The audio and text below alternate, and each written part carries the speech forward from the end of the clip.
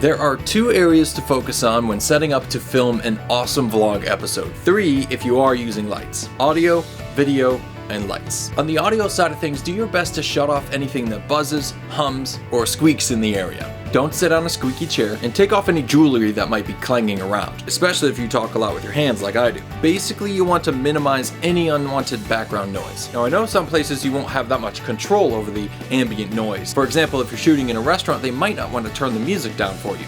That's okay. Just try to place your mics as close to you as possible. If you're at home, you'll have more control over these things, but make sure those phones are silent and no alarms are going to go off. And you might even want to turn your heating and air conditioning units off, as oftentimes it can be very noticeable that something is turning on and off in the background of your video. Depending on what type of mic you're using, you're going to want to get it as close to you as possible, either from above, below. Just make sure that it's not in the shot, or if it's a small enough mic, hiding it on the table is always a good idea. As far as video goes, make sure your shot is nice and tightly framed. I don't mean close-ups. What you're looking for is a nice mid-range shot. That's from the belly to just above the head. As you see, that's about what I have framed here. If you're sitting at a table, it's okay to have some of the table in the shot, especially if it's featuring some of the things you're talking about, like pizza, beer, or wine, or whatever your topic is. Maybe I'll go get a beer. I could use a pint right now. A lot of times when shooting at a location with an incredible view or a really nice background, you might be tempted to get as much of it in the shot as you can.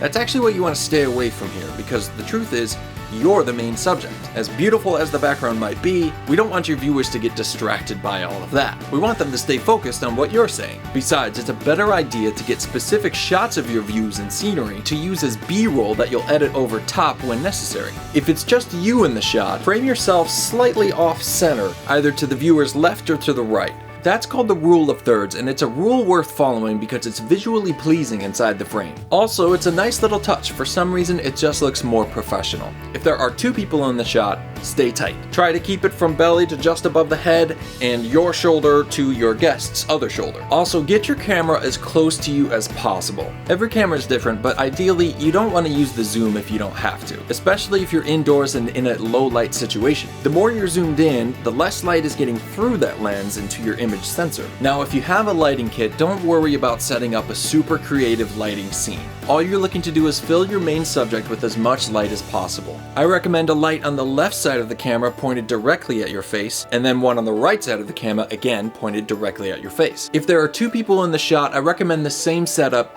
but with the lights crossing. So from the camera's view, the light on the left would cross and illuminate the person sitting on the right. Vice versa, the light on the right would cross and illuminate the person sitting on the left. If you have a 3-point lighting kit, go ahead and throw that light right up over the top, maybe just right behind. As you can see, I have one here that's sort of giving me some backlight, but also it's illuminating my background. If you can't get it over the top, see what it looks like from directly behind. Just make sure that it's not in the shot.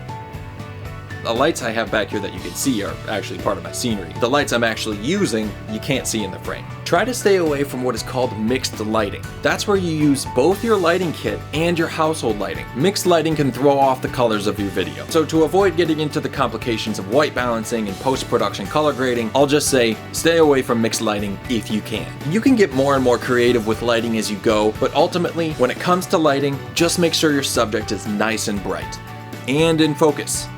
Now, this is extremely important. Don't forget to record.